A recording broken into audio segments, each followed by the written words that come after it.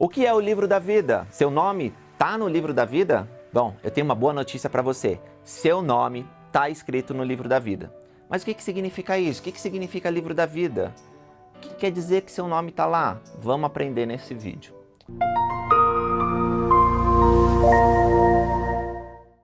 O livro da vida é um registro feito nos céus. Ele também é chamado de o livro do Cordeiro ou o livro dos santificados. Todos os que merecem um reino de glória pelo poder expiatório, o sacrifício de Jesus Cristo, estarão escritos nesse livro. Esse livro será usado no julgamento final. Ter o nome riscado desse livro é o mesmo que ser condenado às trevas exteriores, o estado de condenação da alma, que significa não ter salvação nenhuma. O presidente Brigham Young, que foi o segundo presidente da Igreja de Jesus Cristo nos últimos dias, ensinou o seguinte: os nomes de todos os filhos e filhas de Adão já estão escritos no livro da vida do Cordeiro. Chegará a época em que serão apagados? Sim, quando se tornarem filhos de perdição. Não antes disso. Toda pessoa tem o privilégio de manter seu nome nesse livro para sempre. Se negligenciar esse privilégio, seu nome será apagado. Não antes disso. Todos os nomes da família humana estão escritos nele, e o Senhor irá mantê-los ali até alcançarem o conhecimento da verdade, a ponto de poderem rebelar-se contra ele e pecar contra o Espírito Santo. Serão então lançados no inferno e seu nome será apagado do livro da vida do Cordeiro. Isso significa que todos os que nascerem nessa terra já possuem seu nome no livro da vida, pois aceitaram Jesus Cristo antes de nascer. Aqueles que não aceitaram o plano do Pai Celestial, na vida pré-mortal, no primeiro estado, e decidiram seguir Satanás, foram privados do privilégio da mortalidade, pois não guardaram seu primeiro estado. E eles não estarão no livro da vida. Mas para manter o nome inscrito neste livro, deve-se cumprir os mandamentos. O pecado pode fazer com que seu nome seja riscado e tirado do livro. E se isso acontecer, há condenação. Nós vimos que, segundo o presidente Young, o único pecado que apagará o nosso nome é a blasfêmia contra o Espírito Santo.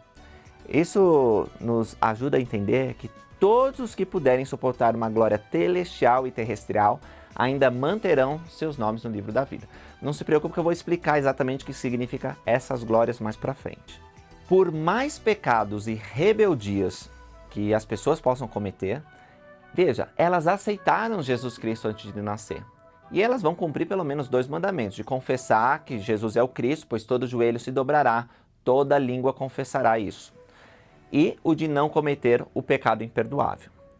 Após as pessoas mais rebeldes que você possa imaginar pagarem por seus erros, eles vão ser redimidos e pela graça de Cristo eles serão salvos num reino de glória correspondente ao nível espiritual que merecerem. Então estou repetindo, apenas aqueles que cometerem um pecado imperdoável é que terão seus nomes riscados. De alguma forma, o livro ele não apenas contém os nomes, mas ele armazena em cada nome um registro completo do que fazemos, pensamos e somos. Daí dá para ver bem que qualquer registro feito na Terra nem se compara ao que é feito nos céus. Pode acontecer, por exemplo, de algum transgressor manter seu nome intacto nos registros da igreja. O presidente Joseph Fielding Smith, que ele também foi um presidente da igreja, ele falou o seguinte a esse respeito: não seremos salvos no reino de Deus somente por nosso nome constar nos registros da igreja. Será preciso mais que isso. Nosso nome terá que estar inscrito no livro da vida do Cordeiro.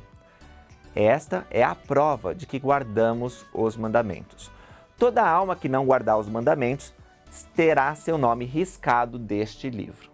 Deus não se deixa escarnecer. Está lá em Gálatas 6,7. O manual Princípios do Evangelho explica o seguinte: o profeta Joseph Smith disse que os mortos serão julgados pelos registros mantidos na terra.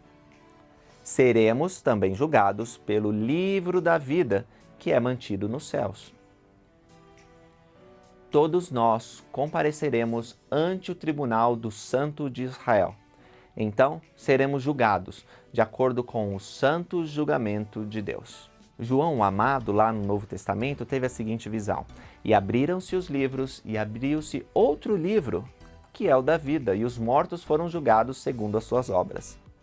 Os livros mencionados referem-se aos registros de suas obras feitos na terra. E o livro, que era o livro da vida, é o registro que se faz no céu. Mais uma vez, vemos que o livro da vida faz mais do que registrar e manter nomes. Ele qualifica o nome segundo a retidão do seu possuidor, de maneira que os que forem justos estarão inscritos nele para receberem uma herança à mão direita de Deus.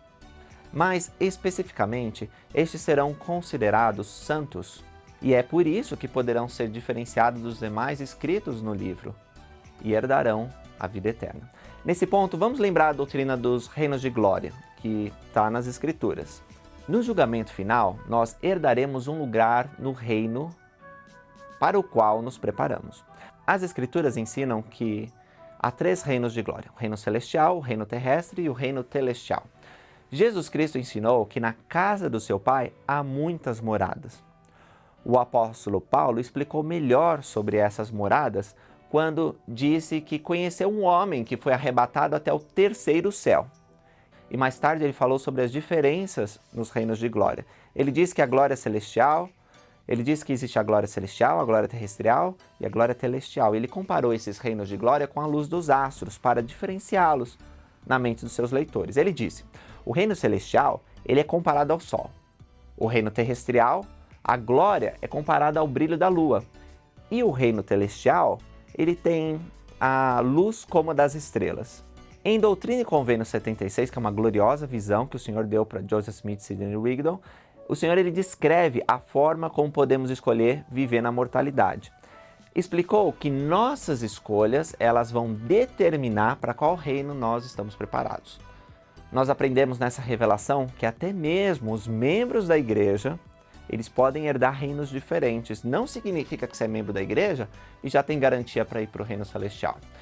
As Escrituras nos ensinam que os que herdarão o reino celestial são aqueles que receberam o testemunho de Jesus, creram em seu nome e foram batizados, que guardando os mandamentos puderam ser lavados, purificados de todos os seus pecados e receberam o Santo Espírito. Esses são aqueles que venceram o mundo pela fé, são os justos e puros, aos quais o Espírito Santo pode selar com suas bênçãos. Esses são aqueles que vão herdar o mais alto grau.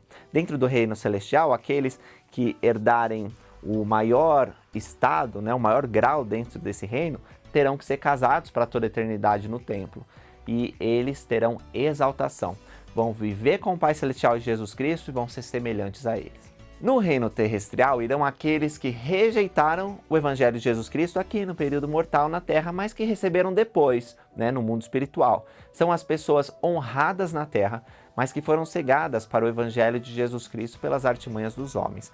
São também aqueles que receberam o Evangelho e um testemunho de Jesus, mas que depois não foram valentes. Essas pessoas terão a oportunidade de ser visitadas pelo Senhor Jesus Cristo, mas não receberão Pai, nem poderão se tornar semelhantes a Ele. Aqueles que irão para o reino celestial, eles não receberam o Evangelho, nem o testemunho de Jesus Cristo. Não receberam na terra e nem no mundo espiritual. Eles vão sofrer por seus pecados no inferno até depois do milênio, quando então ressuscitarão. Estes são os mentirosos, os feiticeiros, adúlteros, os libertinos, todo aquele que ama e inventa mentira. Essas pessoas são tão numerosas quanto as estrelas do céu e as areias da praia. Elas vão ser visitadas pelo Espírito Santo, mas não pelo Pai e nem pelo Filho.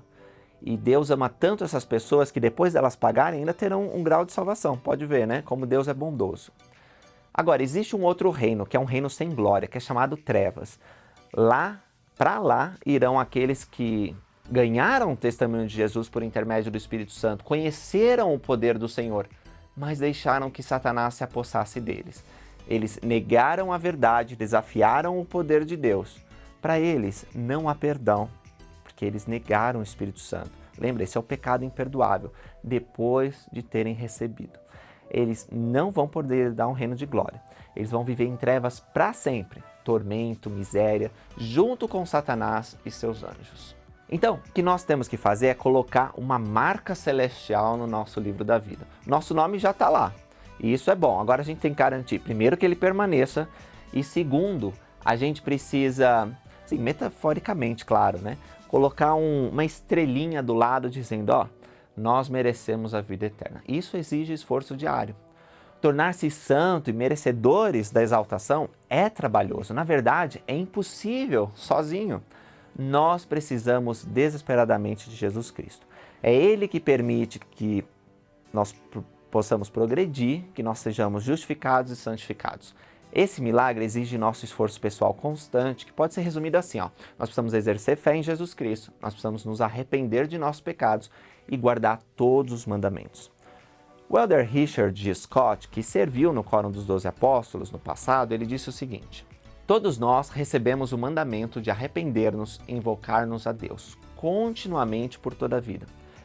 Esse padrão permite que cada dia seja uma página imaculada no livro da vida, uma oportunidade renovada. O presidente James E. Faust, que serviu na primeira presidência da igreja, ele também falou sobre o assunto do livro da vida. E ele estava elogiando aqueles que prestam serviço voluntário. Ele disse: cumprimento cada pessoa aqui por suas obras diárias de retidão. Muito embora apenas umas poucas pessoas conheçam suas obras, elas estão registradas no livro da vida do Cordeiro, que um dia será aberto para testemunhar seu serviço dedicado, sua devoção e suas ações como instrumentos nas mãos de Deus para realizar esta grande obra.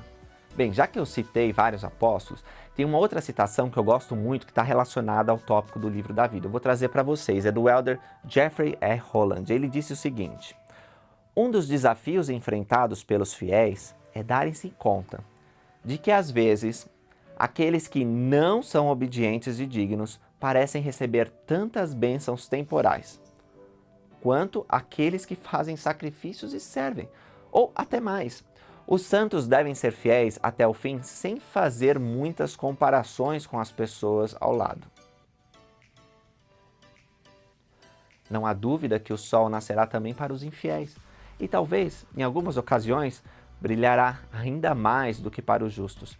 Mas a fé e a devoção dos fiéis são registradas no livro da vida do Cordeiro, e dia virá em que eles serão contados entre suas joias de Deus. Nesse dia fará muita diferença quem foi justo, quem foi iníquo, quem serviu a Deus e quem não fez. Até lá, todos devemos lembrar que Deus não bate o martelo antes do fim do julgamento. Bem, agora você já sabe que o livro da vida é um registro feito nos céus que contém o seu nome e o nome de todas as pessoas e armazena informações de quem somos e o que fazemos. Todas as pessoas estão escritas nesse livro e todas serão salvas, mas nem todas serão no mesmo reino de glória. Lembra? Deus tem muitas moradas. Os que forem valentes no testemunho de Jesus serão herdeiros do reino celestial, o mais alto grau de glória. Os que não forem valentes vão herdar outros reinos. Nós também vimos que a única maneira de ser excluído do livro é cometendo o pecado imperdoável, que é negar o Espírito Santo. Se vocês quiserem, mais para frente, a gente já pode até fazer um vídeo explorando mais o que significa isso. Deixa aí nos comentários se vocês quiserem. O livro da vida será usado no julgamento final. Nossa preocupação deve ser o de colocar bons dados sobre nós mesmos lá. Nossos desejos, nossas ações, nossas palavras, nossas obras. Nós temos que confiar em Cristo, em seu poder para nos aperfeiçoar e qualificar como santos. Só assim estaremos entre as joias de Deus. Pessoal, muito obrigado por vocês terem assistido. Eu gostei muito de responder essa pergunta e estou ansioso para responder outras perguntas que vocês tenham. Coloca aí nos comentários outras perguntas que a gente vai poder fazer outros vídeos para explorar esses temas.